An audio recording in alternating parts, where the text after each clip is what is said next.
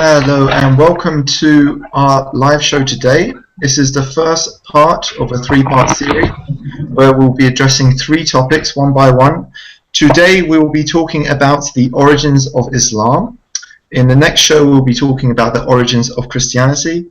And in the third show we'll be talking about, is Mirza Ghulam Ahmad the second coming of Jesus?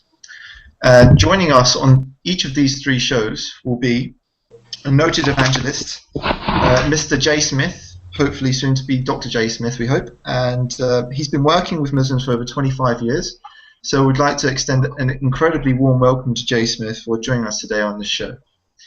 So, good to be here. Thanks, Andreas. Thank you very much. Also on the show we have Mr. Saleh Nasser, and we have Mr. Ibrahim Noonan joining us all the way from Ireland. Okay, so I'll just put the question firstly to Ibrahim Noonan to talk slightly about what the Muslim view is of the origins of Islam. Okay. أعوذ بالله من الشيطان الرجيم. بسم الله الرحمن الرحيم. I think I would like to begin by first, if everybody doesn't mind, I will quote a verse of Quran. أعوذ بالله من الشيطان الرجيم. بسم الله الرحمن الرحيم. إن نحن نزلنا ذكر وإن له لحافظون. Now this ayah of the Quran simply is where Allah subhanahu wa ta'ala himself is saying that it is on him and him alone who will make sure that the Quran is preserved. And the actual translation is, verily we ourselves have sent down the exhortation, and most surely we will be its guardian. So because it's the Holy Quran itself is the basis of the origin of Islam. That's what it is. Muslims live their life according to the Quran and according to the Sunnah of Prophet Muhammad sallallahu alaihi wasallam. So when you say origins, I mean it means beginnings. So the beginning of Islam was essentially from the moment that Prophet Muhammad sallallahu alaihi wasallam proclaimed to be a prophet of God, and from that moment he went about to call everyone to listen to his message of Islam. He made it clear that his message was universal. It was for the whole of mankind, and he was a prophet sent to the whole of mankind. So that is essentially the beginning. That's what he done, and it took 23 years of that revelation to come down. It came down in bits and pieces for a reason. There was a reason that happened that way. You couldn't have it all in one go because the people at that time wouldn't be able to digest everything in one place. I mean, if I put a big plate full of porridge in front of you now, which is very heavy, you wouldn't be able to digest it in one go.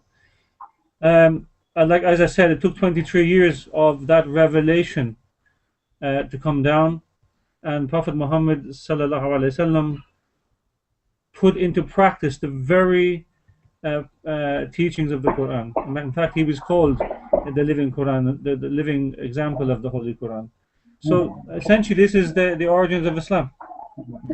Okay, so I'm going to put this question now to J. Smith, who is a Christian and has a different perspective on the origins of Islam. I'd just like to ask you the exact same question as I've asked Ibrahim. What, in your opinion, is the origins of Islam? If you can briefly give an overview. Yeah, I think what Ibrahim is saying, and nobody has disputed what Ibrahim has said, this is the classical view, that it began with Muhammad, that he was born in 570, he received Revelation 6:10, he then moved in 622 up to a place called Medina, and then when he died in 632, the Quran had not yet been compiled. That's what everybody has been told. That's what we assume is the origins of Islam. Now, here's the problem, and this is why we're having this discussion. Up until basically the last century, or maybe you might even say up until the last 15 to 20 years, no one's ever questioned it because no one's ever looked to ask, what are the historical antecedents? Where is it we get this story from?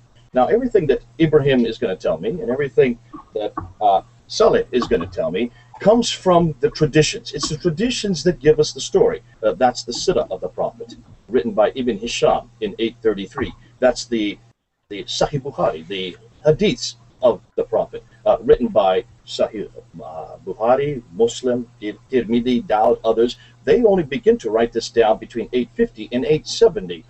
And then, of course, then we have the Tafsir and the Tahqiq, which was first written down by a man named Al-Tabari in the 10th century. Now, just take a look at the dates. 833, 850, 870, and 923. We're talking about 9th and 10th century for everything that we know about happening in the 7th century. It's 200 to 300 years too late. And so what the historians are saying, and it's a perfectly valid question to ask, why is it that it's written so late? Why does it take 200 to 300 years to write that the Prophet's life down, or to write how Islam began? Why are there no Muslim sources from the 7th century? Why is it we cannot find any sources from within the community? Now, remember, the question has been asked of Christianity, it's been asked of Judaism, the same question has been asked about the person of Jesus Christ. How do we know about Jesus Christ? We know about him because of the Christian sources from almost immediately after he died. Within 15 to 20 years, Paul was writing about it. We have Mark and Luke and Matthew written within 20 to 30 years after Christ died. John would have been written much later. So within the Christian community, there's an enormous amount of traditions written about Jesus, what he said and what he did, within 30 to 40 to 50 years, while the disciples, those who were with Jesus, the eyewitnesses, were still living. Why is it we do not have the same thing for Muhammad, or how Islam began? We're not really zeroing in on the Quran in this discussion. That can come from another discussion, because the Quran, again, it's the earliest manuscripts don't even begin to appear into the late 7th century, early 8th century. So I'm not going to zero in on the Quran today. I want to talk about how did Islam begin.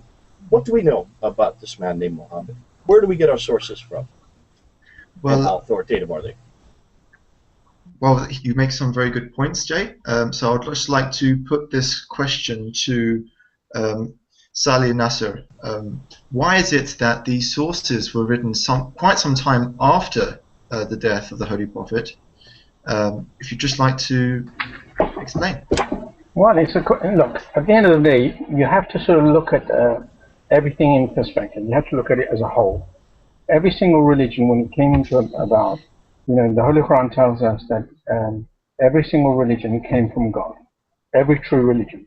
Okay, other than sort of like cults and things that have actually sprouted up at various times. Every religion in the world, whether it be Confucianism or Hinduism or Christianity or whatever, they all arrived and they're all national religions for their particular people. And all of these things were written down in terms of oral traditions. Oh, they were oral traditions, and then they were later written down. In fact, all of these religions, if you look at any one of these religions, the most well documented as regards the historical facts that actually happened were in relation to Islam. Now, what Jay is sort of saying is, why can't we find an actual manuscript, in the 7th century or in the 8th century? Well, if you apply that criteria with regard to any other religion, that criteria simply doesn't work, right? Whether you're talking about Christianity, I mean, essentially what J. Smith says that these things were supposedly written by Paul. Well, Paul never wrote anything about Jesus. He wrote about his own agenda.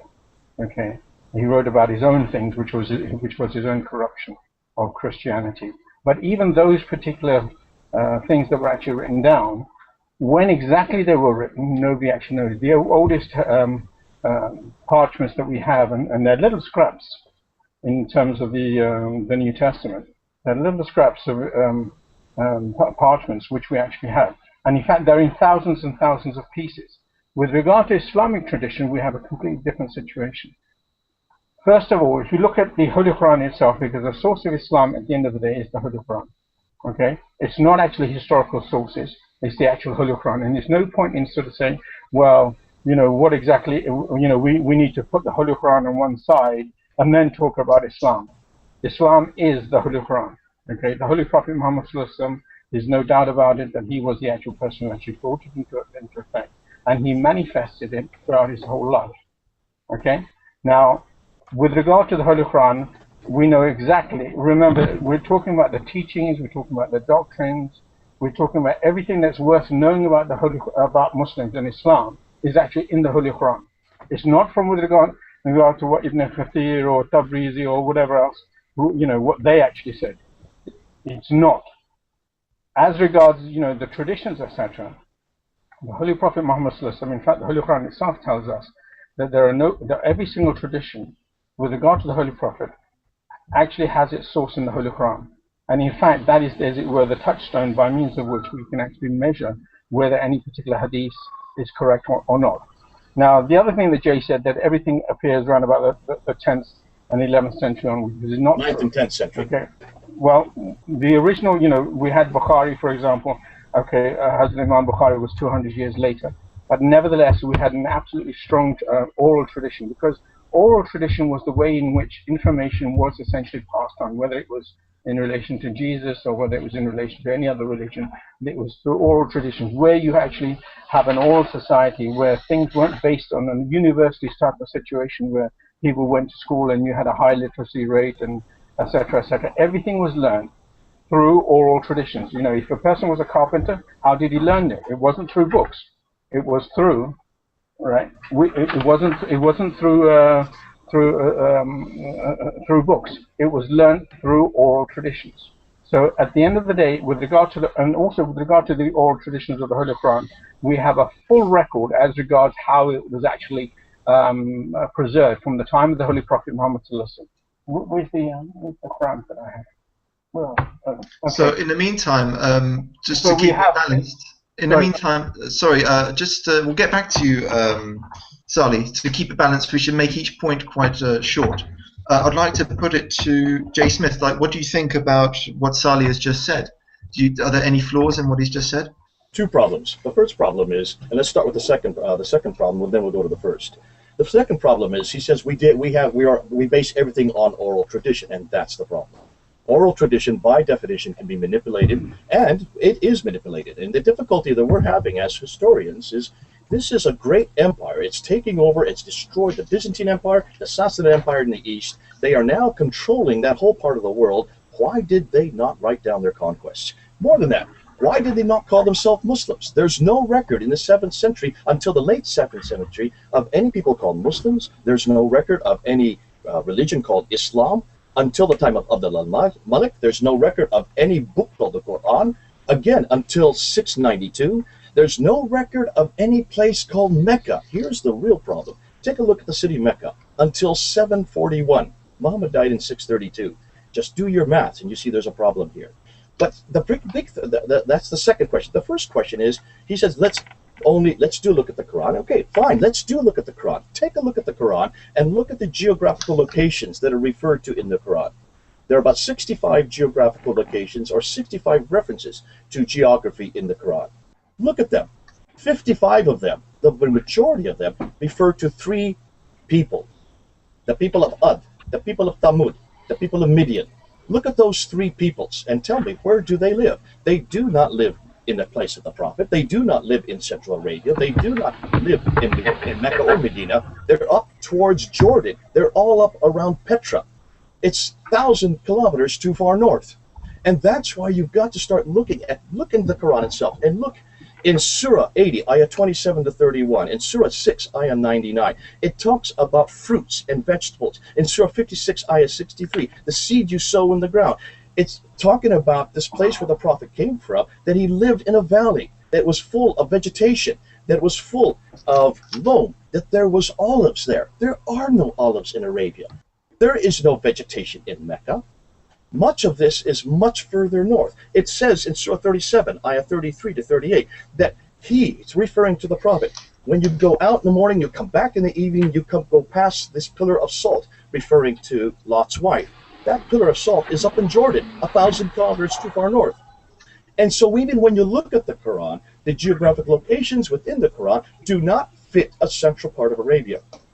Now, that's why people like Tom Holland, that's why people like Patricia Corona, that's why they are now writing, and they're saying, as a historian, we need to question these, because these are real places with real people in real time. These are historical claims that the Quran is making that do not fit the place where supposedly Muhammad lived. They don't fit Mecca, they don't fit Medina, they fit too far north. Now, that's just the beginning.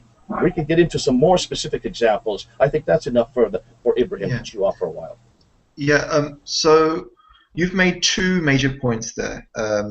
So just to clarify for the viewers at home, the first point you've made is basically saying that oral traditions can be manipulated and that there is no historical record or even Muslims calling themselves Muslims and a for some secondary time. to that, Andreas, a secondary to that is yes. Why are they so late? Why are they 200 years? No empire writes about their great escapades and their great men like a man like Muhammad. They don't wait for 200 years to write about it. Okay, and you say that there is no record of Mecca. So that's the first until point. 741.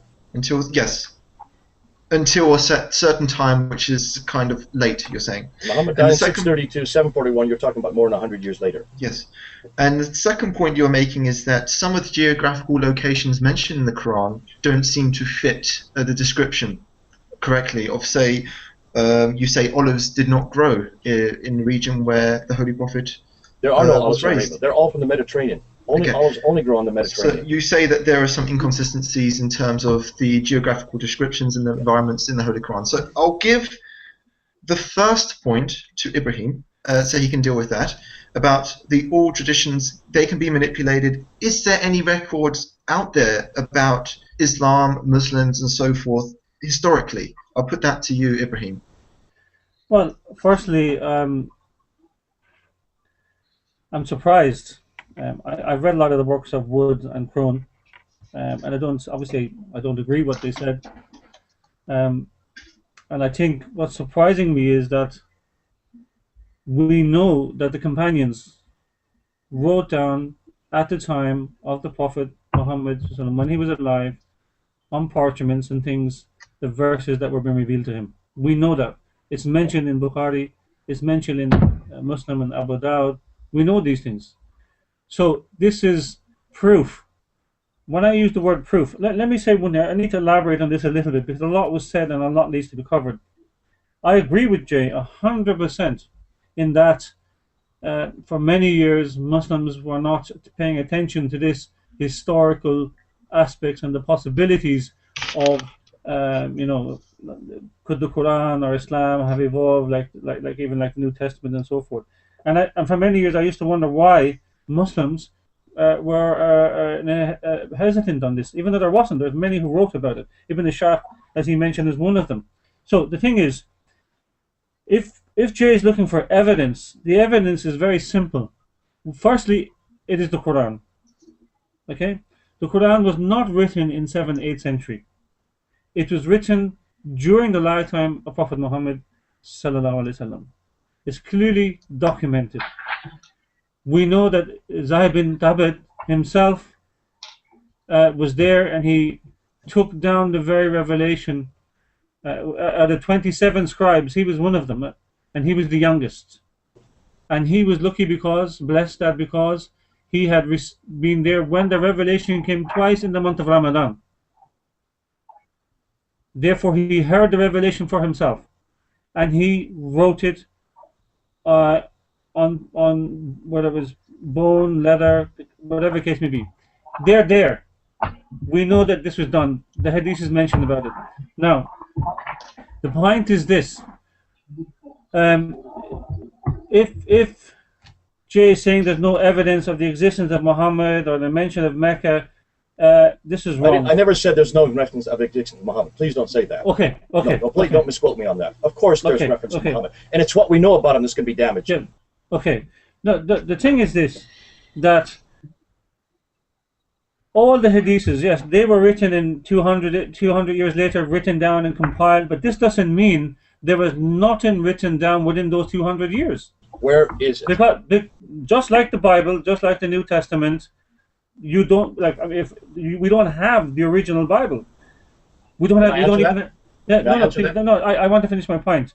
We don't have an original. We don't have an original of a copy of a copy of a copy of the Bible. We don't have it. The oldest fragments are up to 150 to 200 years later.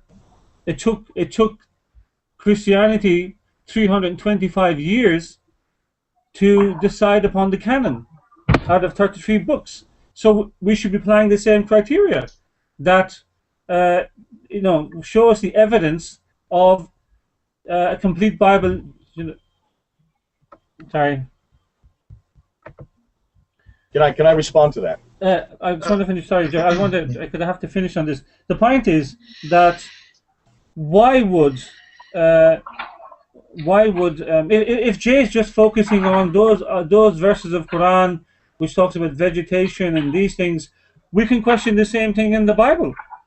I mean, the historians have questioned whether when Joshua entered into the northern of Jordan that it actually didn't happen, but we can question that. The point is that all the companions wrote down hadiths during the lifetime of the Prophet himself, Prophet Muhammad sallallahu alaihi wasallam. They wrote down the fragments of the Quran, which was compiled during the lifetime of Prophet Muhammad sallallahu alaihi wasallam. It was confirmed by the Prophet Muhammad sallallahu alaihi wasallam. It was compiled by Zayd bin Thabit. It was handed over to Abu Bakr. Abu Bakr didn't want to make it an issue that it should be universal at that time. I mean that he just secured that the Quran was safe.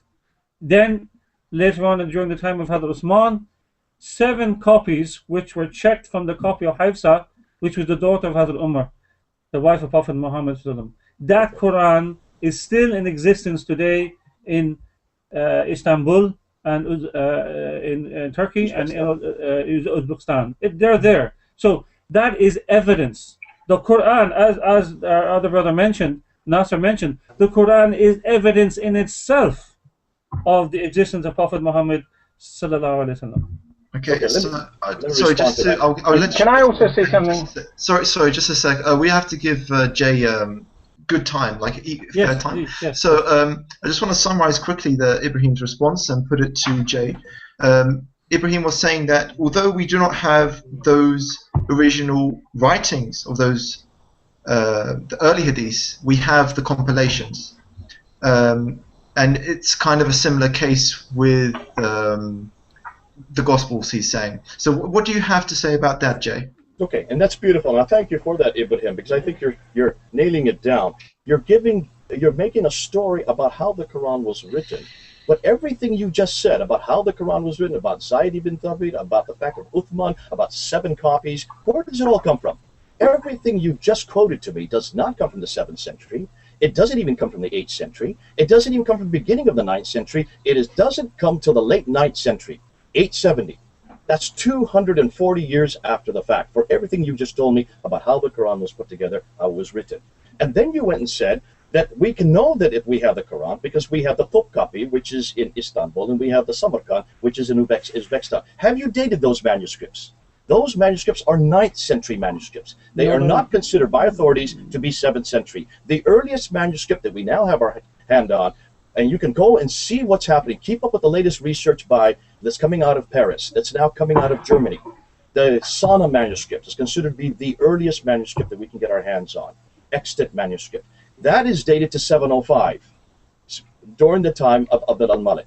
Look at that manuscript. They are now able to look, and there are layers within layers of these palimpsests within that manuscript. And even the layers that they are now splitting apart using exploiting mass spectrography and pulling apart the different layers, they don't agree with each other, proving that even that manuscript was written, washed off, written over top, washed off, and written over top again. Now, that's a whole other debate for another time. Nonetheless, what we're asking, and this is the question I'm going to come back to, everything you're going to tell me about how the Quran was written, about what Muhammad did, what he said, how he moved from Mecca to Medina, all these stories, I'll keep reminding you, only get written down in the 9th and 10th century. No. That's absolutely untrue. I want to look back and I want to go back to the 7th century and find out where is the documents there from the time of the Prophet. You said we don't have that for the New Testament.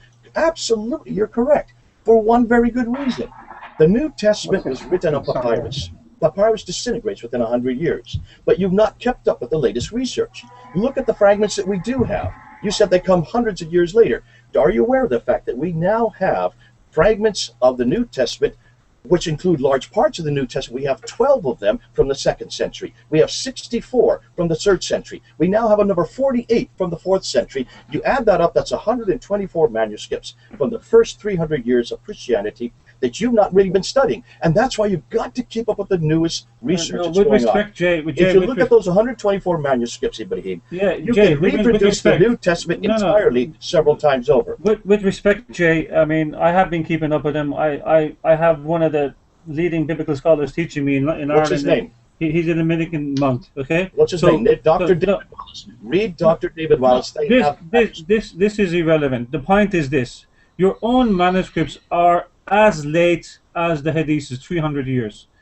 You have the Codex Sinaiticus, the Codex Sinaiticus Alexandrinus. You're talking about the first complete manuscript. No. Listen, we can reproduce the New Testament several times over, looking at those manuscripts after the 12th, if I may, 3rd, and 4th century. With respect, the point is, you do not have originals. Okay. They are copies of copies of copies. Which you have originals.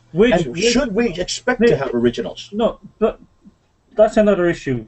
Oh, no, it isn't. It's the same issue. Because in the 1st century, what do we have besides the manuscript evidence? What else do we have? The point we're making here, Jay, is this. It took 325 years of debate within the church just to discuss which gospels will be accepted. What debate are you talking about? In 325 AD. And what happened at Council of Nicaea? That had nothing to do with Scripture. It had to do with the divinity of Jesus Christ. Yes. You got the wrong debate for the wrong thing. But no. Don't. If you don't, you know. Ibrahim, look at your history. Look at your history. Tell me, Jay. Did they decide? Did they decide on the Gospels be chosen in 325 AD? No, absolutely not. There are three lists that predate that you're not even talking about. That include all 27 books. I know those lists. And they begin to appear from the 2nd century on. The 2nd century was debatable. I'm sorry. On all these. The point is, Jay. If you are going to be insisting upon where is those recorded materials at the time of Prophet Muhammad sallallahu alaihi wasallam, where is it in existence? You are saying about the Quran 8th, 9th, 10th century. That is basically Christian apologist opinion. Sorry, but okay, opinion. Now, if you go to let me finish, please.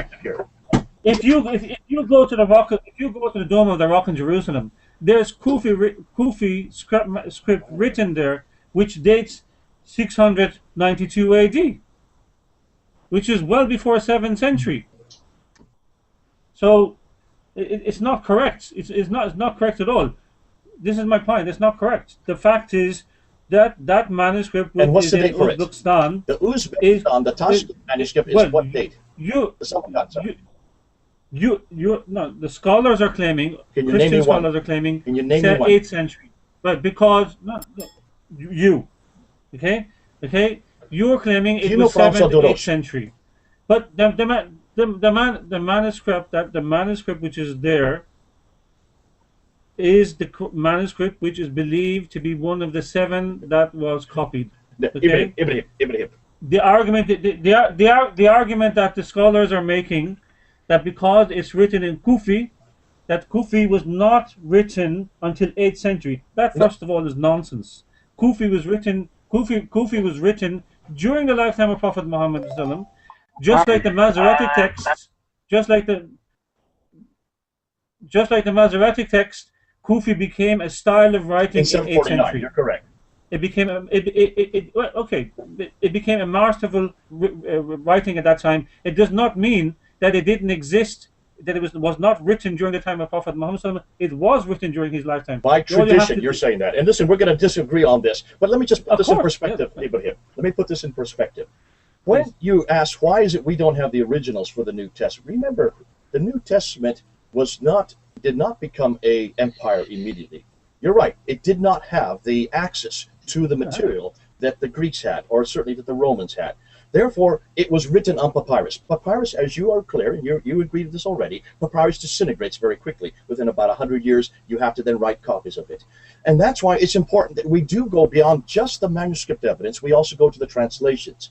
We have 19,800 translations in 11 different languages that start to appear in multiplicity of locations, not just Greek manuscripts. On top of that, we also have the early church fathers' quotations. 86,000 of these quotations above and beyond outside of the manuscript evidence. A good 36,000 of them predate the 4th century, and it's when you look at those quotations written on letters by the early church fathers that start to begin to appear in the 2nd century, and you compare them with the manuscript, that they agree. Now here's the problem. No, We're not talking about the 1st century with Islam. We're now talking about the 7th century. In the 7th century, we do know that the Arabs conquered Basra, Baghdad, Damascus, Jerusalem, and Cairo within 10 years of the Prophet Muhammad's death. That was by 642. They conquered large cities. These were literate cities. These were sophisticated cities. They could read and write in these cities. Why did they not write it down?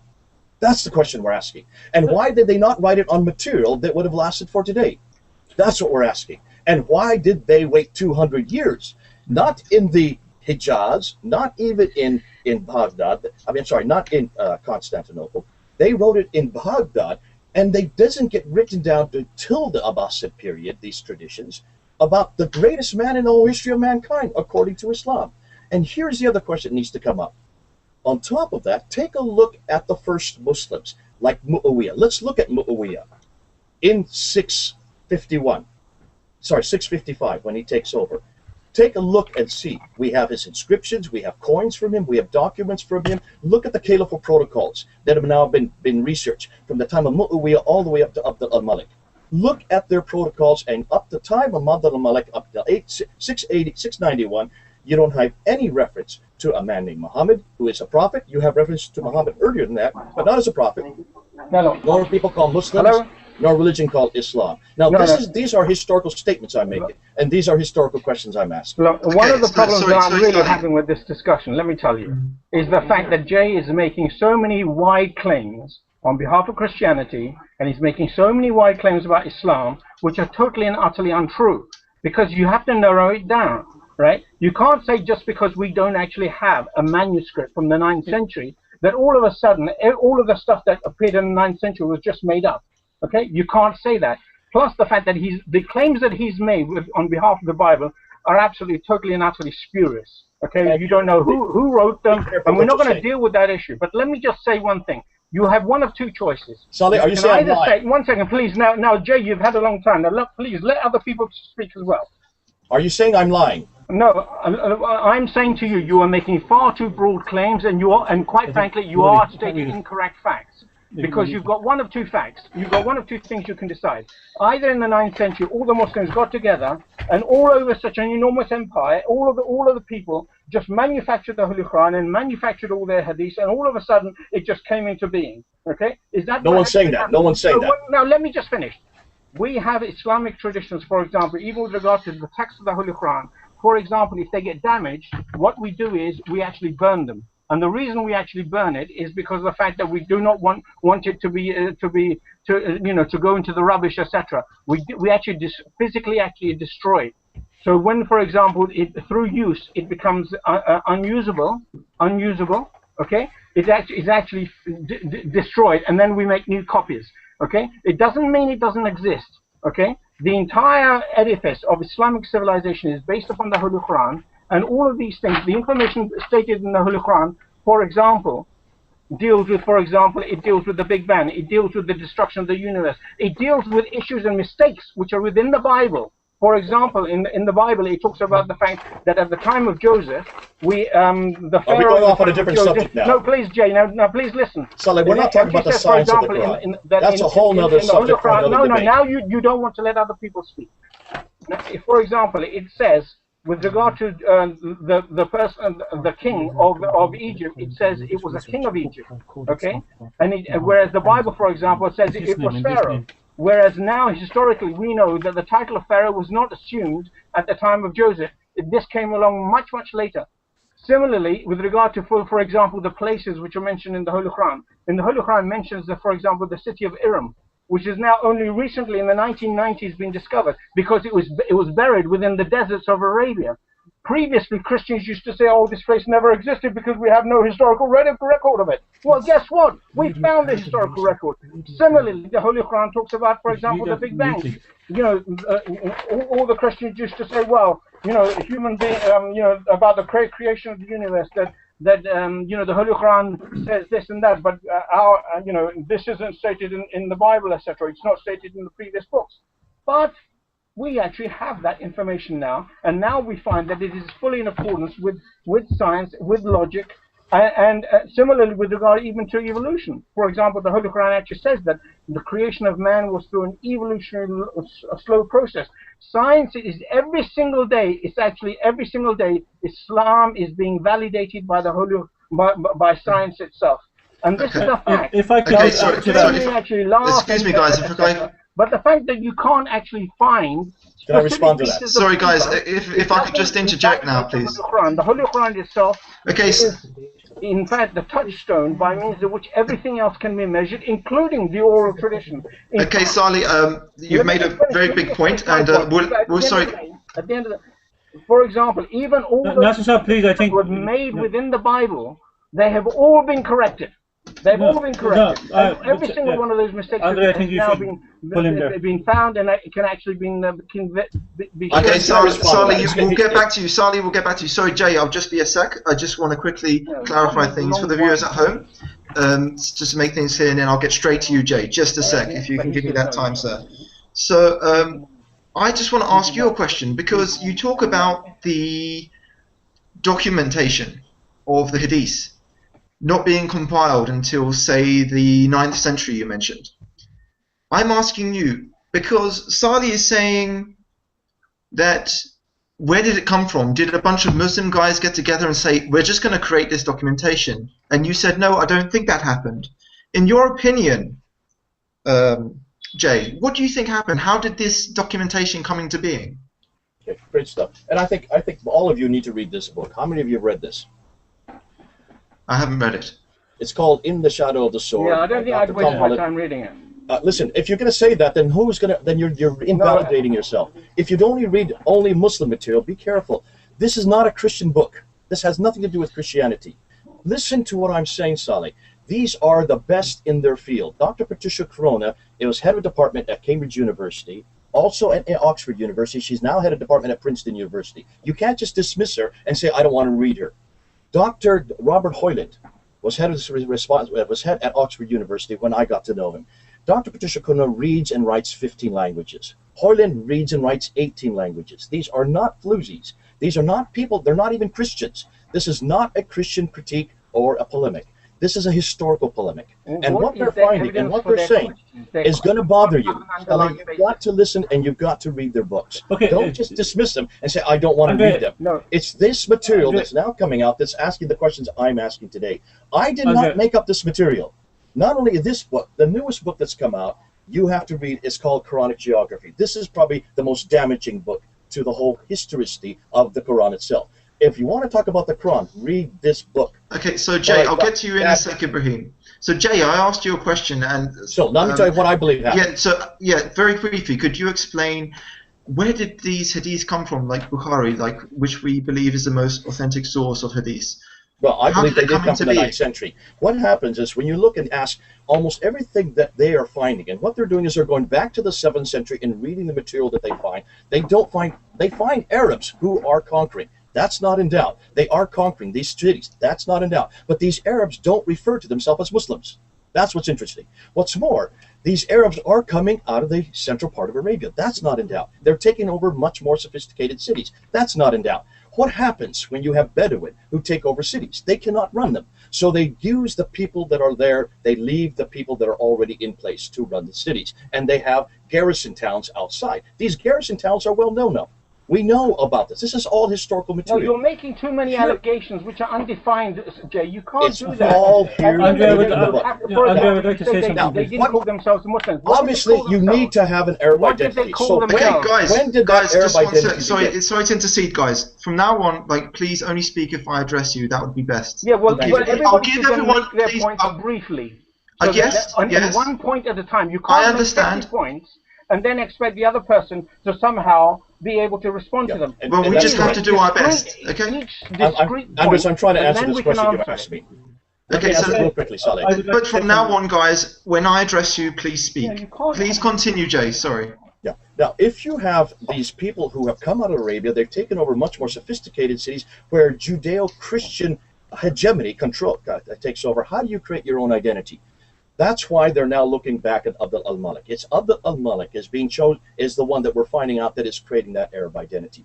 That's from 685 to 705.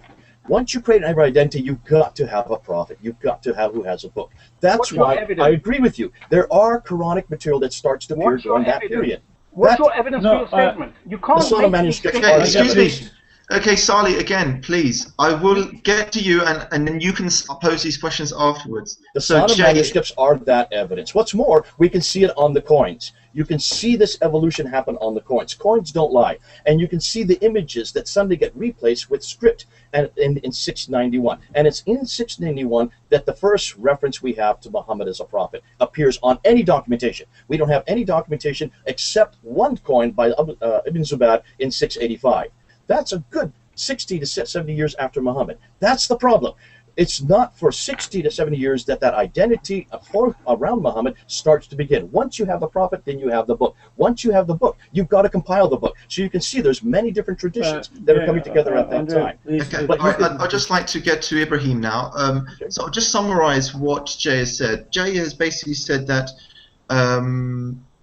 there was no evidence that Muhammad claimed his prophethood until after he died.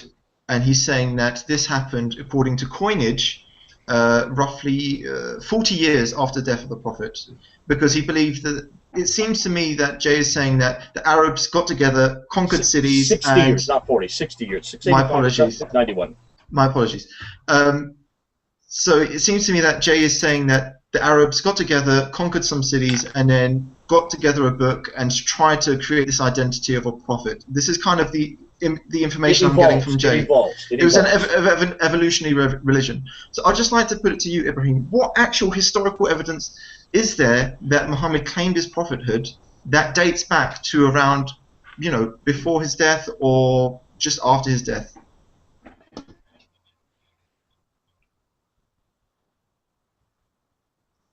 What's happening? Okay, if I just start again, I just want to mention again, very, very slowly and very carefully, in that the very fact that we have collections of hadiths which were scrutinized by Imam Bukhari and Imam Muslim with the insad going back to the Prophet of Islam, sallallahu alaihi wasallam, right back to every individual person, right back to the Holy Prophet Muhammad sallallahu alaihi wasallam, which proves that during his lifetime the Quran was being written and hadiths were being written. This is academically, historically proven. Now, if Jay is going to talk about scholars, there are many Muslim scholars and non-Muslim scholars who verify this. Okay, so this is one point I want to make. The second thing is, I want to share Nasser's point, an absolutely clear point, to believe that suddenly after 250 years or 300 years, that suddenly all these Muslims, or whoever they call themselves, decided to make up a person called Muhammad. Why would Hazrat Umar go to Jerusalem and receive the keys from the Patriarch of Jerusalem at that time, Sophonius, who himself wrote about Muhammad? That is proof itself. He wrote about Muhammad and he mentioned Muhammad at that time, and that was in 668 or 667. So something like this. Ibrahim, if you could clarify, who is this chap that you're talking about? He's the Patriarch of Jerusalem. He was the head of the Jerusalem, the church in Jerusalem at that time. Can I respond to that? No, please let me finish, please. I want to finish. So his name is I can't know if I'm pronouncing it properly, but it's Sophonius. That's his name. Okay, and the Umari Treaty, which he signed with Hazrat Umar, okay, where he gave the keys of Jerusalem to Umar. So tell me, would this person called Umar, come along if Muhammad didn't exist and make up such a big story that he is the Khalifa of the Prophet Muhammad sallallahu alaihi wasallam, who lived at the time of Prophet Muhammad. Now I want to make this point. Hazrat Umar lived in Mecca at that time. He went to Jerusalem. He took the keys from the Sophronius, who was impressed by him. This is evidence that Prophet Muhammad existed in that time, and that the treaty of the Umayyad treaty was signed at that time. This is historical evidence. So this is proof. And I'll read from one of his quotes where he mentions, questionable, I question it, but where he mentions that about villages and were being destroyed and so forth, and that the Muhammad, who his people came. So if this bishop, the Patriarch of Jerusalem, is mentioning him in 637, something like that, this is absolute evidence. The treaty is there. You can go in Jerusalem. You can ask about this. You can ask the historians about this. This is proof. I want to make this point one more time. Hazrat Umar, who was alive at the time of Prophet Muhammad sallallahu alaihi wasallam, Hazrat Umar, who had the whole Quran in his possession, when he died, he handed it over to his daughter Hafsa, who then gave it to Usman. This is linking back to the Prophet of Islam. Would Umar go all the way to Jerusalem, knowing that a person called Muhammad didn't exist? And why would a person write about him if he didn't exist? This is absolute evidence.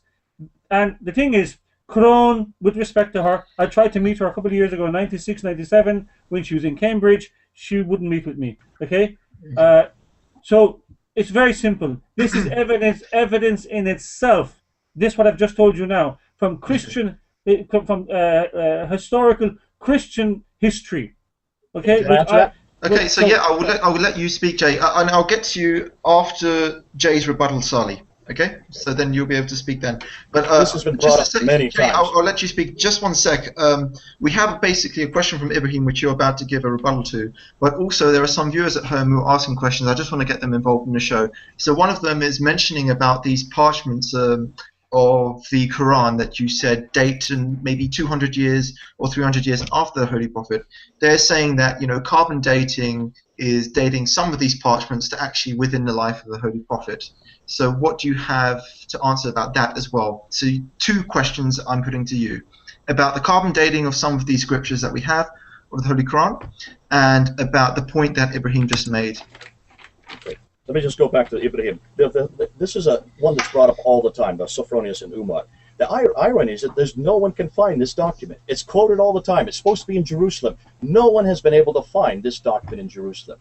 It is quoted on only Muslim sites. But he existed. He existed. It could be that he existed. No one suggests he doesn't exist. Sophronius did it. Jay, are you going to interrupt me? Yeah, because I want to make one point. Can I interrupt you then? Please. Listen, Sophronius never had a document with Ummah. That doesn't exist. It's only Muslims that keep repeating that, but they don't give us any evidence for it.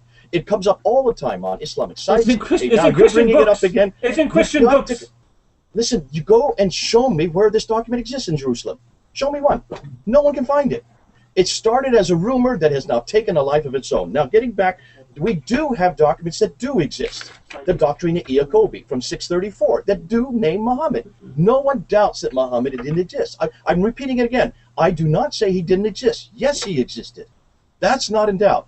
We have the Chronicles of Sabaeus from 660 that talk about Muhammad. But take a look. Those are dated. Those are well documented. You can go and look at them. The Doctrina Iacobi is here in London in the British Library. You can see it. And it talks about Muhammad, but it doesn't talk about him as a prophet. It says most about him as a raider. And most of the material we hear is that he was raiding. But we don't have a reference to a Quran or him calling himself a Muslim or a religion called Islam from those documents. Now, let's talk about carbon dating. You say the carbon dating of the manuscripts. Carbon datings are so inaccurate that their lifetime is within a plus or minus 100 to 200 years. No one uses carbon dating for that reason of documents.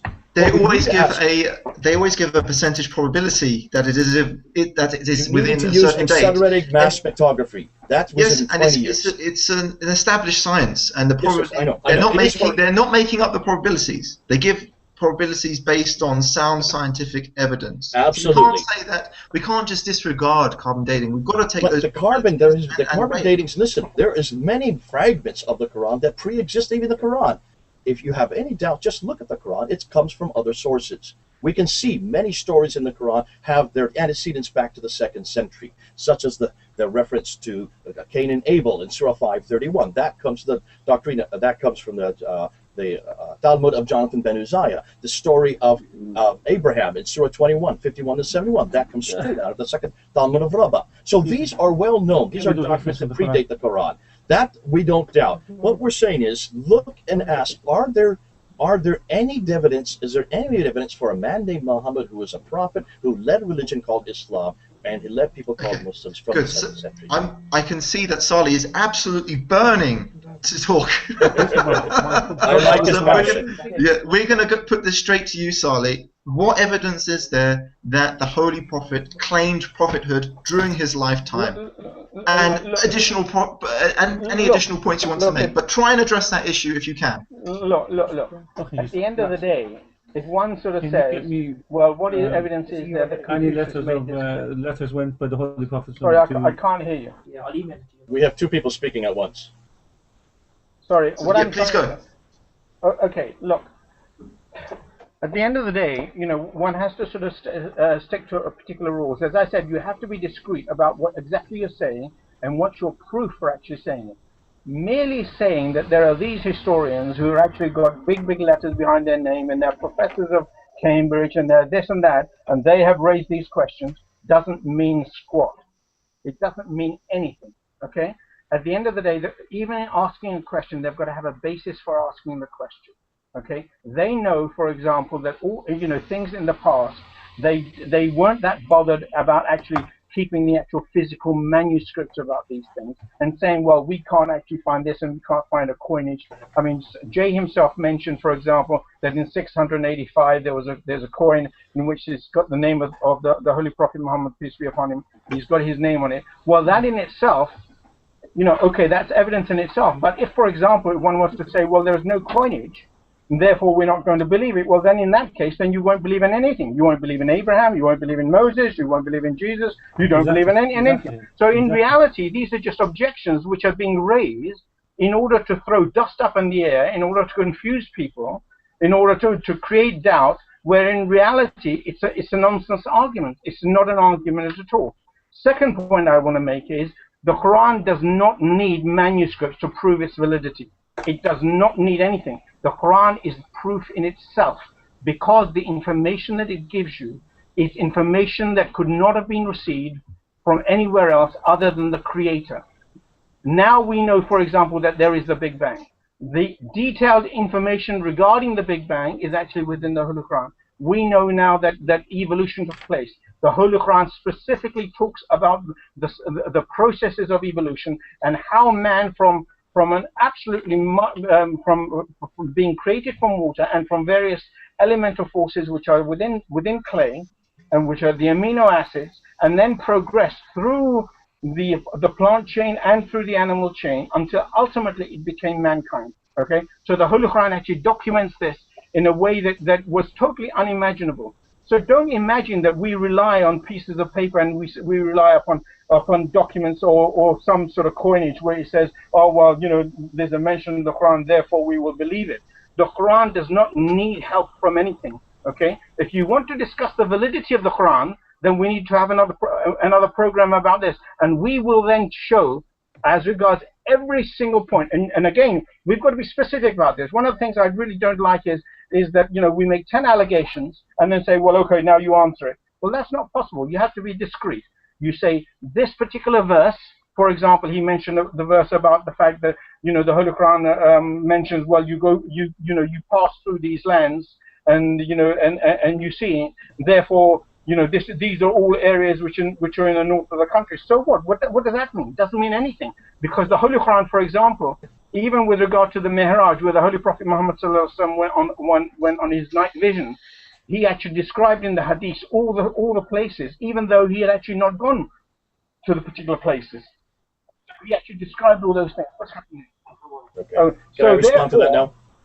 So therefore, as I say, if you want to discuss the validity of the Quran, we're quite happy to do that. And as regards the Hadith, our position is always that as regards every single Hadith, Every single valid hadith has its roots within the Holy Quran, and we can show that. So, those are really the talking points. There's no point in just throwing up dust so as to confuse people and say, oh, well, carbon dating, okay, carbon dating, well, that's not really used either. So whatever argument we give, it's just not good enough. We don't have the manuscripts. We don't believe in carbon dating. We don't have the coinage. Therefore, it's all being made up. That doesn't work, right? Because if you apply that same criterion, by God, there's not a single coin that you can find, in which it's got Jesus' name on it, right? Within the, whenever, Exactly. I don't know, but I can't imagine there's a single coin there. And if that's going to be the basis, then we might as well just write that up. And what about St. Paul? St. Paul, we don't even have anything other than a few of his Yes, I'll give you ample opportunity, Jay. So, Jay, many points were raised just then by Saleh. What are your thoughts? If you can just briefly let me encapsulate what he said, and I think it's a brilliant point. I thank Saleh for doing that. He brought up something that maybe should have been introduced at the very beginning. What he's arguing for is argument of silence, and that's a well-known reference point. You can't argue from silence and therefore assume that these things didn't happen, and that's a good point, Saleh. I agree with you. You cannot argue from silence. If there's nothing written about the Prophet in the 7th century, you don't say, therefore, he didn't exist. And no one's saying that. What we're saying is much more, it's much deeper than that. It's not an argument from silence that we're questioning. It's the fact that there is silence. The fact that nothing is written down. That's the problem. Why is there such a silence? From the very people who were conquering these lands. And the people that were conquering the lands, they were writing about these conquests. So there is not a silence here. They are writing, and they're going back to what their writings are from the 7th century, which do not at all equate with what the traditions are telling us, what Ibrahim has been telling us. You notice everything that all these stories that you talk about, Ibrahim, they're all coming from Al-Bukhari again. Even you admit that. And you admit that they all are coming from the 9th century. Now, let me finish. I have learned this from studying Christianity. Even according to your own traditions, Bukhari was given 600,000 akhbars to look at and to throw away that which he didn't like. And he only retained 7,397. He threw away 98% of it and only left 2%. Why? Why did he throw away 98%? What's more is what happened to that 98%? Okay. So that's what we're asking. This is not just an argument from silence. It is an argument that's screaming out to be heard. Now, I've heard a number of times people say this is a Christian polemic. It's only Christians who are doing this. Actually, we aren't the ones doing this at all. There are no Christians involved in this. I don't know of one Christian that's involved in any of this new historical critique. Patricia Crone is not a Christian. Hawting is not a Christian. Ribbon's not a Christian. Dr. Wansboro's not a Christian. I don't know where Holland stands on it. I don't think he is a believer. None of these are Christians. These are succinctly historical discussions. They're the same things that were asked of our Bible. You're correct, Ibrahim, in saying the Old Testament has lots of questions, but no one questions the fact that Jesus existed. No one questions the fact that Jesus actually died on the cross, except Islam. No one questions where he lived, or even what he said. What they question is the interpretation of that. No one questions even that the New Testament is a pretty good, accurate account of what happened in that 1st century. The questions come in on the interpretation of those. Some of you don't like Paul. I can understand that. But we're not even, that argument is not even being allowed in Islam. And that's why you must be careful. Don't just dismiss it and say, we're just throwing up dust in the wind. We're not throwing up dust. If I may say something, please. I will let you speak, Ibrahim. I'm just going to summarize what Jay has said for the viewers at home, and then I'm going to put it to you, Ibrahim. So basically, okay. First question, actually, guys. The time has run out. Are you happy to stay on for another half an hour, guys? Yeah, absolutely. Yeah. Okay, good. So one quick question that I'm going to pose to Ibrahim, and then Saleh can speak afterwards. He's saying about Bukhari that many of the hadiths were left out. So why did he do that? He kind of indicated that it was through personal chopping and choosing. So I'd like you to really address that, because that is the authentic source of hadiths for Muslims.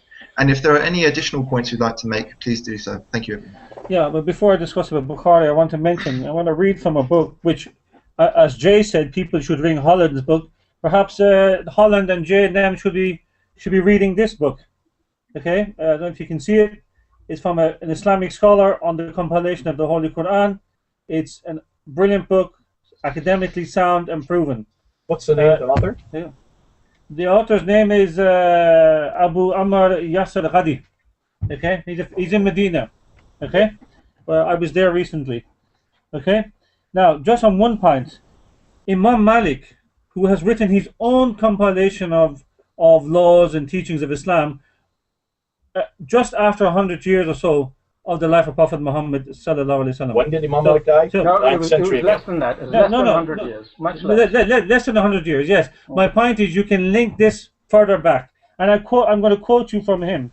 Imam Malik was asked concerning the addition of the tashkil and the nukta in the Quran. He replied, "The people continue to ask me concerning the addition of dots in the Quran, so I say, as for the major musafs, I don't think they should be dotted, nor should anything be added that is not in them." So this shows that Imam Malik, as far back as Imam Malik, they believed they had documents, they were able to read authentic material of the Quran. So this proves this excuse the language, but this absurdity that 8th, 9th century. This is completely wrong. Now, on the issue of the Imam Bukhari, we got to remember one thing.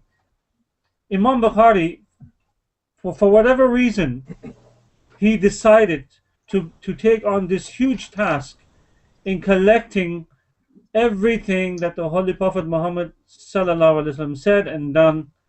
This just proves there were thousands upon thousands of those such hadiths talking about the life of Prophet Muhammad sallallahu alaihi wasallam. Hundreds of thousands. Can I say something? Yeah. No, please, no, let me finish. Not yourself. You have to learn to be a little bit patient, please. This proves that he went through the material carefully, and he wouldn't accept anything which he thought was not authentic. This is why he done it, and he found a lot of material which was not authentic. And when you do any research, this is true. The early Christians did the same thing when they were deciding upon the compilation of what should be put in the canon. They did exactly the same thing. They rejected many gospels which they did not consider and would not allow to be a part of the Bible. I mean, I'm sure J. Smith knows this scholar very well. Yeah. Now he's one of the greatest, one of the well-known and the best scholars of the Bible. He writes about this himself. Also, Professor John Lightfoot writes it about himself. All write about the fact that there were loads of material that was collected in the 1st century, 2nd century, which was rejected. So, if Imam Bukhari does the same thing by rejecting material which he did not consider to be authentic, what's the harm in that? The early Christian scholars did it. Marston did it. Marston rejected the whole of the Old Testament. And he left a lot of things that he preferred Luke over everybody else. So, this is academic why they done it. The point is, this is the reason he done it. But what was left in Bukhari was absolutely scrutinized. That what was written in there can be linked right back to Prophet Muhammad sallallahu alaihi wasallam. Now, Can I respond? Can I just say something here? I want to finish first, please. Just as an example, the 11 letters of Paul, 8 of them are not written by Paul, and that's academically fact. Okay. You were laughing, Jay, but I studied this when I did historical theology, when I did the BA and MA in theology. Okay, it's an academic fact that 11 of those letters of Paul are not original. Maybe 2 or 3 are original. And one of the renowned scholars of Paul, I have his book here somewhere, but he writes about that himself. I've written on Paul for myself, and I'll be writing on him again in the coming year. So I like Paul, actually. I like Paul an awful lot. So this is the point about Bukhari. Yeah, can I just say something about Now that? respond to that now. Now, can I just mention? Can I respond to that? Why all these hadiths were rejected? If we're going to get twice as much time for Muslims as me, then I'm not going to get much time. I think that's a good point. It's a good point that Jay makes. Well, let me just. Sorry, Saleh. There's only one of me. There's 2 of you. Yeah, you will definitely go next, Saleh. So, Jay, sorry about that. If you'd like to. But to be fair, Jay, you were offered another Christian caller to come on the show. Please be honest on this as well. You could have had another caller with you. Okay, As far but as we I have know, to give him fair time. We'll give No, we'll give absolutely. 50-50 time. I agree 100%. Understood. We'll give 100%. 50-50 Whether or time. not I think there's it's another only fair. Christian scholar or not, I still get equal time, don't I? Yeah, That's no, all you I'm should. asking. No, I agree. You should do. So do I go next? Okay, yes, of course, please. Jay, what you'd like to give a rebuttal to what Ibrahim has just said. Please go. Yeah, and you know, Ibrahim and I, we're good friends. We go back many years, and what Ibrahim's saying is absolutely true. And there's a good point in what he's making. I hope everybody who's listening listens to this point. We have lots of disputes within Christianity as to what book should be there. The Gospel of Thomas, it was not accepted. That was thrown out.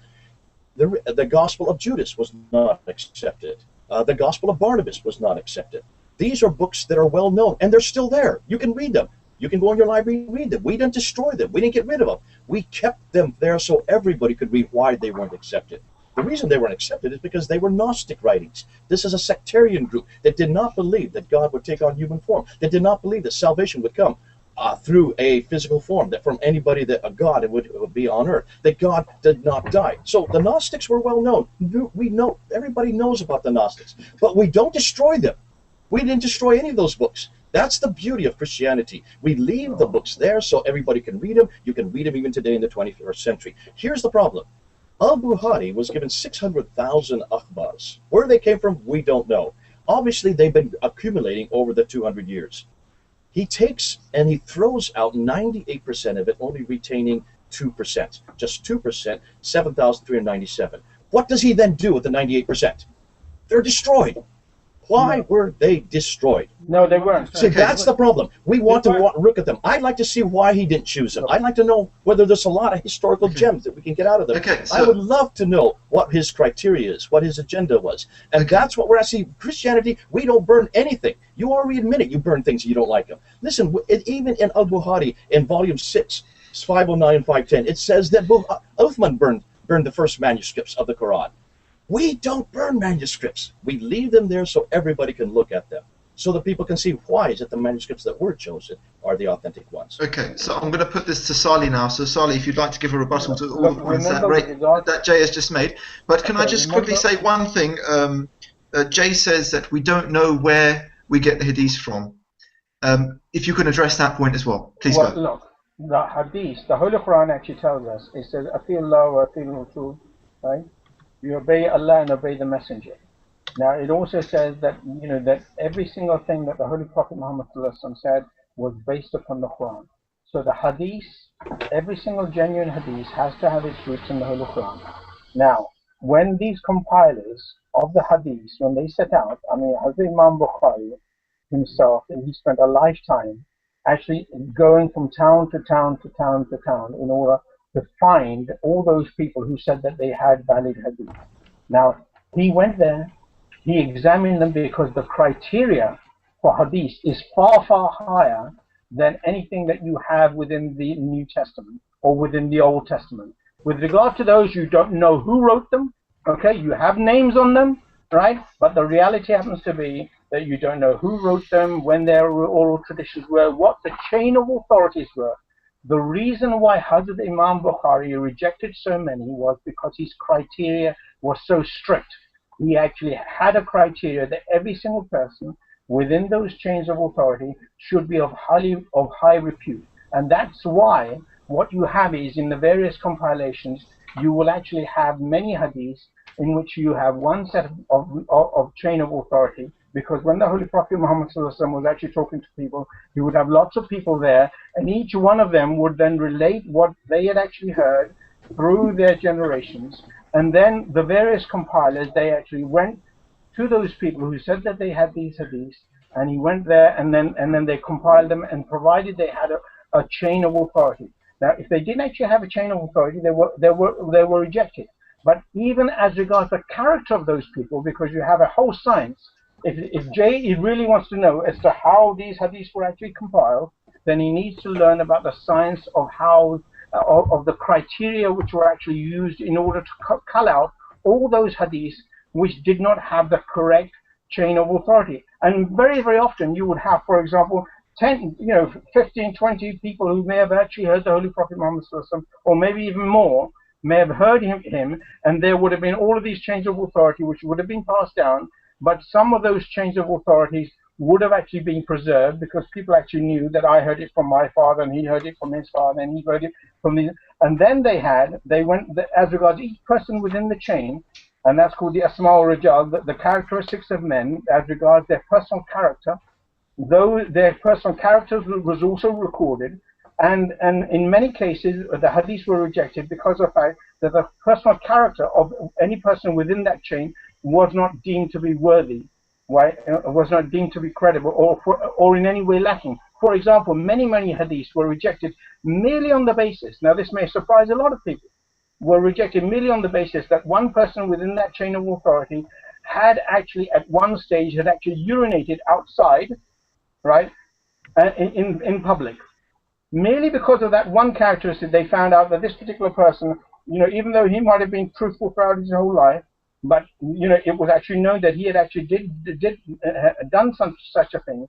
That hadith was actually rejected. So that was the reason why, Hazrat Imam Bukhari he moved heaven and earth in order to go and find every single possible hadith, and then only those which were the most credible, which fulfilled all of his criteria, he actually then put them in. It didn't mean that he then burnt all the rest. Okay, it means he didn't consider them worthy of recording, because it wasn't as though he in fact compiled something like 500,000 hadiths, 500,000. Okay, but at the end of the day, he basically took about 1% of them and actually formed the books in Bukhari. So there's a whole science behind this. And what that actually shows is that the amount of care that was actually taken. Now, if you compare that with, say, for example, Christianity, you take the books, you don't know what the chains of authorities were. Nowadays there's a thing that originally there was some sort of Q document. We don't know which order these things were actually written in. You have wild speculation. For example, some people will say that the Gospel of Mark was written in the year 50. Some people are saying it was written in the year 120. Okay, and then you don't know who is actually intervened in between. Okay, and then what we have is the actual parchments that we actually have are literally little, thousands and thousands of little scraps and pieces from which people have actually pieced together some type of picture. And in fact, there's no two manuscripts. That's the fact. There's no two manuscripts that actually, in any way, shape, or form, actually match with one another. So if you compare that with the hadiths are more credible than any other religious text written other than the Holy Quran, and that's a fact, and we can prove that. And again, we can have a separate program on this as well. Okay, so I'll let Jay respond in just a sec. But this show is about the origins of Islam, and I think that we're getting too deep into one specific science of it, and I want a more to go into the more broader context of this. Jay touched upon this earlier about the spread of Islam. I had the feeling that he felt that Islam was spread by the sword.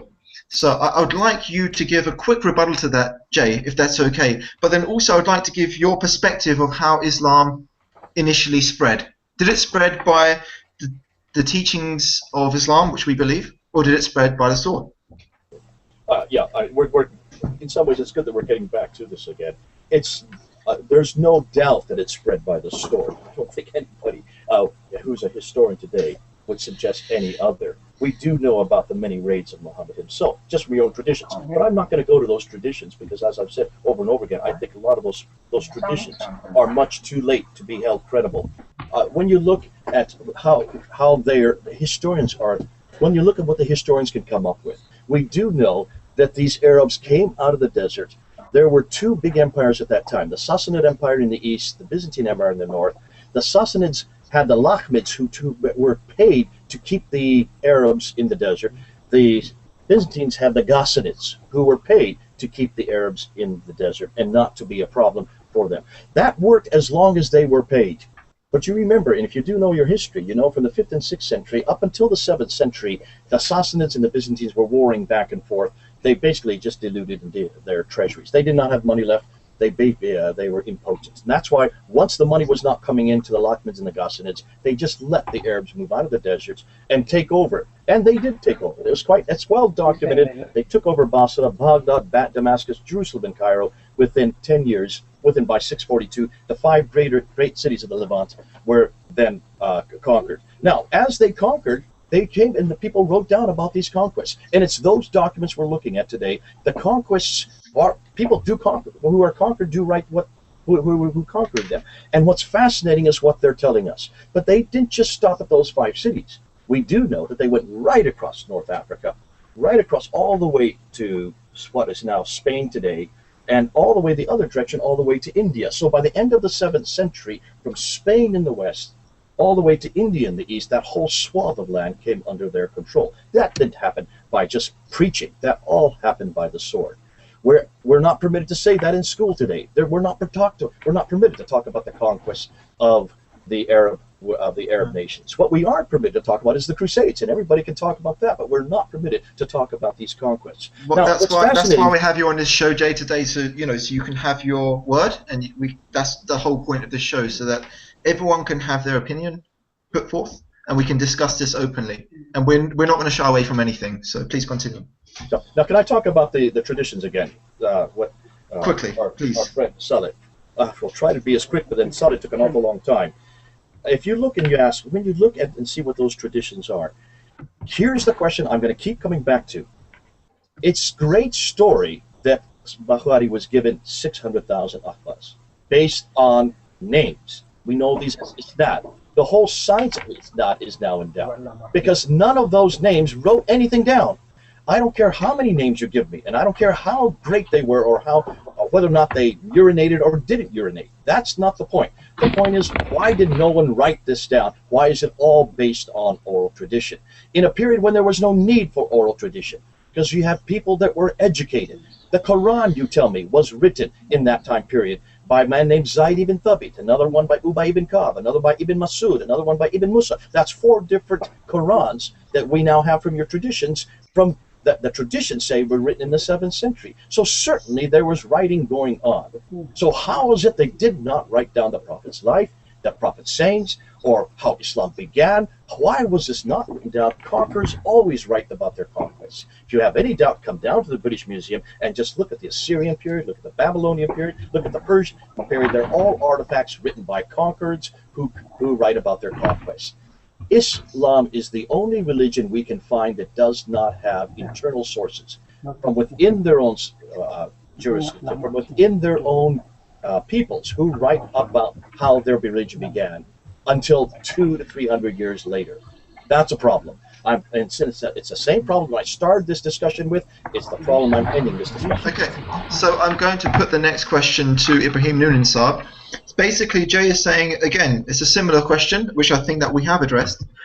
He's saying, why is this not written down, like not just the hadith, but also, the story of the Holy Prophet, the history of Islam? Why did we not find this until 200 years after the death of the Holy Prophet? Why do we not find these compilations? So it's the same kind of question again. If you can answer it again, Ibrahim. Don't answer it again. Give me an answer. Give me a good answer. Okay, can you give him a good answer, Ibrahim? Look, for me, it is very simple. I want to point out 2 things here. Number 1, for the viewers, I'm a former Christian who became a Muslim.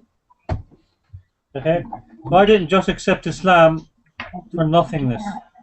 Okay, the point that, and I say that with great respect, the point that Jay and these other scholars are having, and that for some reason they're not understanding, and at the same time they're not applying the same criteria on their own scripture or their own history. Okay, the point is, in my personal opinion, the companions were only interested in following Islam. Therefore, their interest was to memorize the Holy Quran. And remember, there were hundreds and hundreds, if not thousands, of companions who had memorized the Holy Quran in the lifetime of the Prophet Muhammad sallallahu alaihi wasallam. The second thing they were interested in was how he lived his life. Okay? And as you know, I'm sure Jay may know this, it's written in Hadith, in Bukhari, it's also in Muslim, where the Holy Prophet sallallahu alaihi wasallam said before he died, I leave you 2 things, the book and my family. Okay?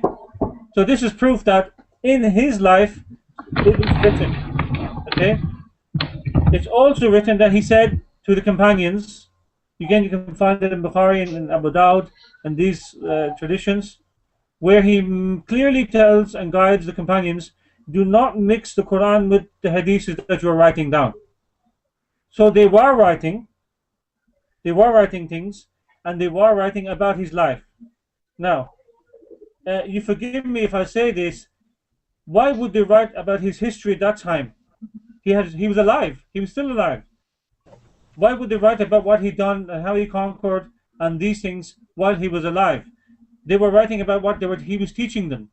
So the thing is, things were written down on whatever mushafs and things they have written. Why they're not in existence? There are manuscripts that have been found recently in Yemen and these places. I'm sure Jay knows about them, which prove this fact. Okay, so the point is, if you look at even Imam Malik, who I think he died 170, something like that. I want to point this thing out. This is very important. We can trace all this back up to the Prophet Muhammad sallallahu alaihi wasallam, and the fact that Imam Bukhari traveled far and wide to collect these hadiths from people who can, their inside went back to the Holy Prophet Muhammad sallallahu alaihi wasallam, is proof that things were written. They spoke about him. They knew about him. So, as was mentioned earlier on, other religions have a similar trend of tradition. I mean, Christianity is a perfect example of that. St. Paul, I mean, I'm just coming back to St. Paul as an example. I'm not talking about Christianity, I'm talking about traditions. St. Paul, his writings were the first to be noted down. All about Paul and what he had to say. Of course, he said a lot about Jesus, of course, but they were written long before the four Gospels are written. Why weren't the four Gospels written first? Wasn't Jesus more important than Paul? So why didn't they write about Jesus before they started writing about Paul? We can have to. So can I respond to that? So we can easily put the same criteria. Luke and Mark never knew Jesus, never saw him. Okay, they didn't know who he was. There's an account of Paul, who apparently had an experience of Jesus. Okay, but there's no evidence of that.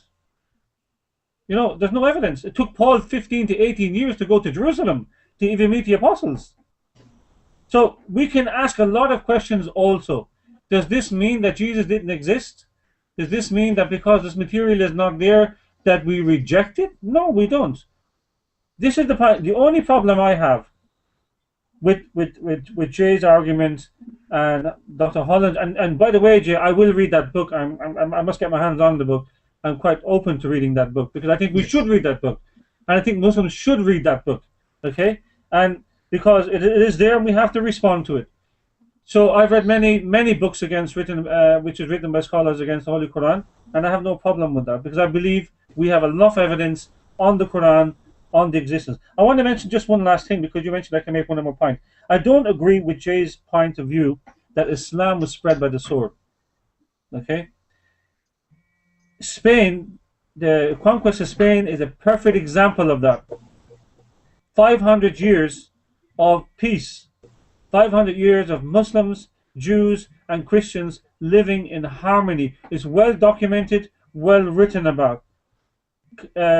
Prophet Muhammad's entry into Mecca is well documented.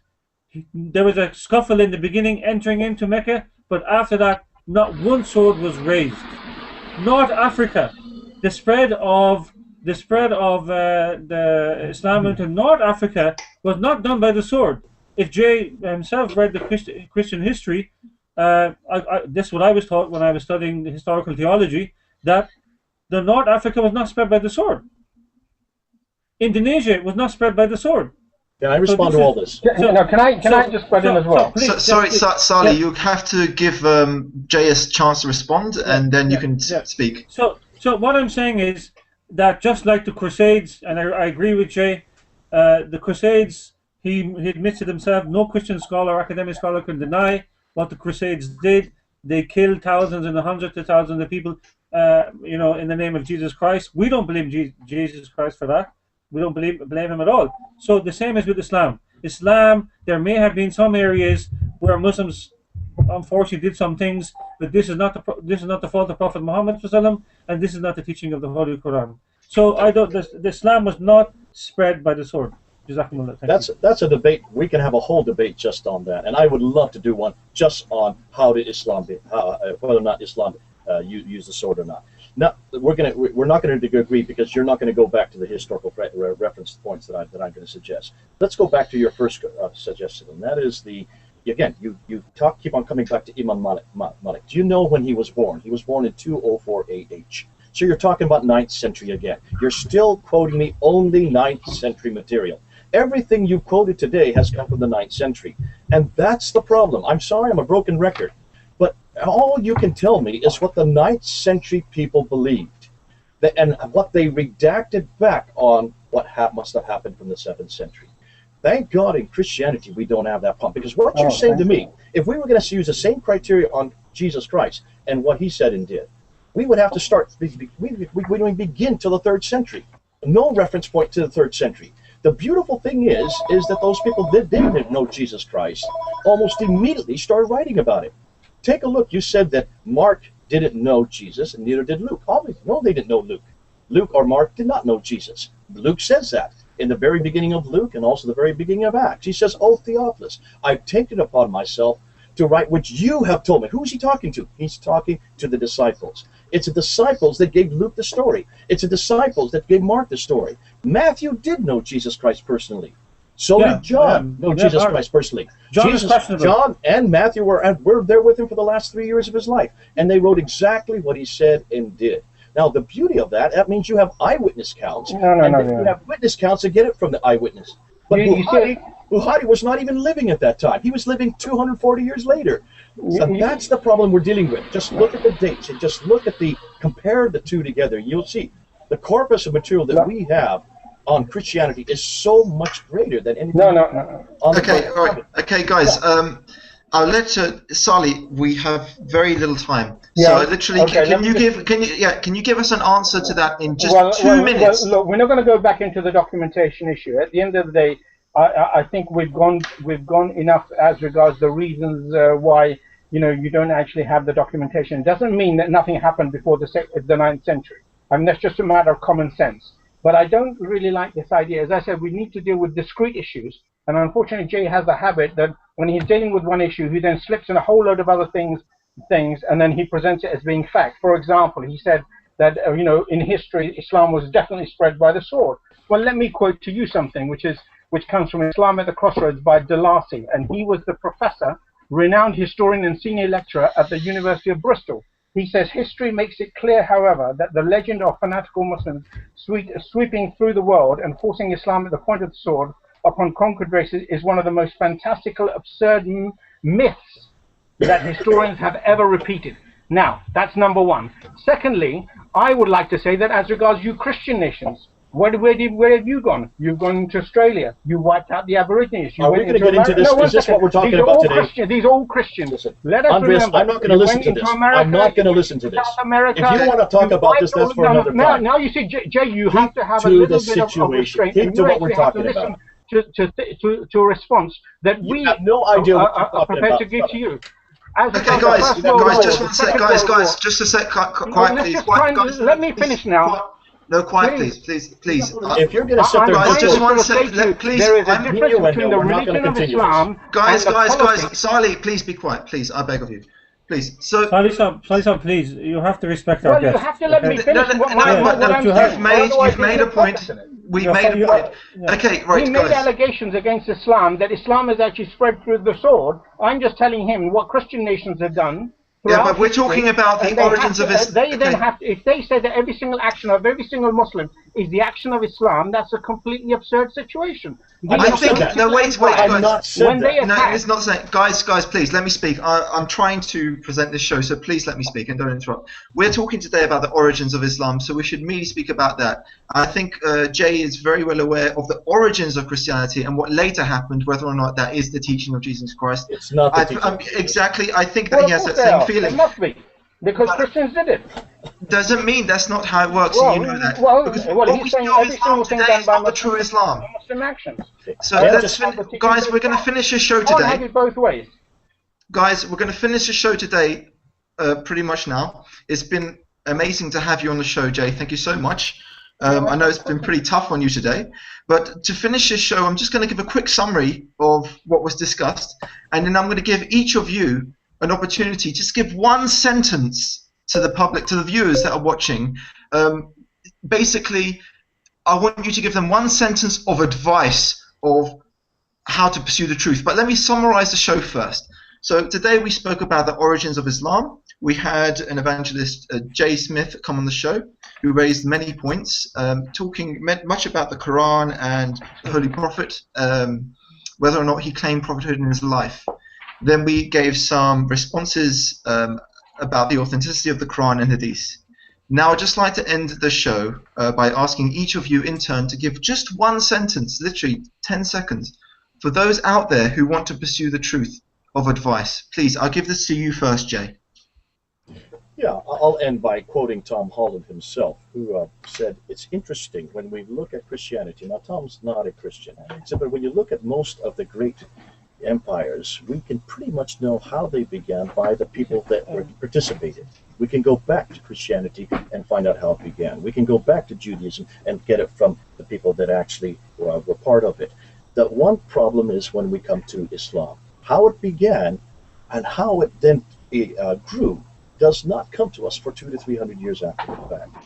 I've said this many times today. That is the question we're asking. That's what I'll end with. Thank you very much, Jay. Thank you so much for joining us. And now I'll put the question to you, Ibrahim. For those pursuers of truth out there, one sentence of advice. Well, when you say one sentence, I would like to quote from a Christian historian. Okay, if Jay has done it, I should be able to do the same. We have a long history of Islamophobia in the Western culture that dates back to the time of the Crusades. We can no longer afford to indulge in this type of bigotry because it is a gift to the extremists who can use such statements to prove that the Western world is indeed engaged on a new crusade against the Islamic world. Muhammad was not a man of violence. We must approach his life in a balanced way in order to appreciate his considerable achievements, to cultivate in an inaccurate, prejudiced damages the tolerance, liberty, and compassion that are all supposed to characterize Western culture. This is what I would like to say. Thank you very much. And now I'll put it to you, Saleh. One sentence of advice to the public of those pursuing the truth. What advice would you give them? Okay. At the end of the day, the Quran actually tells us that in the conversation between God and Satan, Satan said that he would sit on the right path, on the straight path, and that he would seek to divert people from the straight path that leads to him. Now, at the end of the day, people have a choice. They can either be distracted by people's, this objection, that objection, this doubt, that doubt. There will be 1,000 doubts that will be put into their mind. But God himself has undertaken that he will guide every person to himself if he's a genuine seeker after truth. And the Holy Quran tells us, and the Holy Prophet Muhammad tells us, and the promised Messiah tells us, that, peace be upon them all, tells us that if a person prays to God directly and says, "Oh God, guide me to yourself," and you pray to the one God, not to Jesus, but to the one God, and you do so consistently, then God will respond, because we believe in a living God. God actually lives. He's not the one which is died 2,000 years ago, and that he didn't actually have anything else really to do for mankind other than offer himself for suicide. No, we believe in a living God who will respond, and this is what also Jesus said, because the religion of Jesus was the religion of Islam, and Islam means peace. And every religion that has come from God in the whole world, all of them were essentially Islam. So my advice to them is, before you go to sleep every single night, and you have your head on your pillow, just pray to God. "Oh God, I'm addressing you as the one creator of the universe, and I'm going to keep on doing this until you respond and you guide me to the right way." That is my advice. Thank you very much. I'd just like to thank all of you for joining us today, especially Jay. Thank you so much, and we really do hope to see you again. Thank you so much for joining us. Thank you. Thank you. Jay, can you email me the book about the history of geography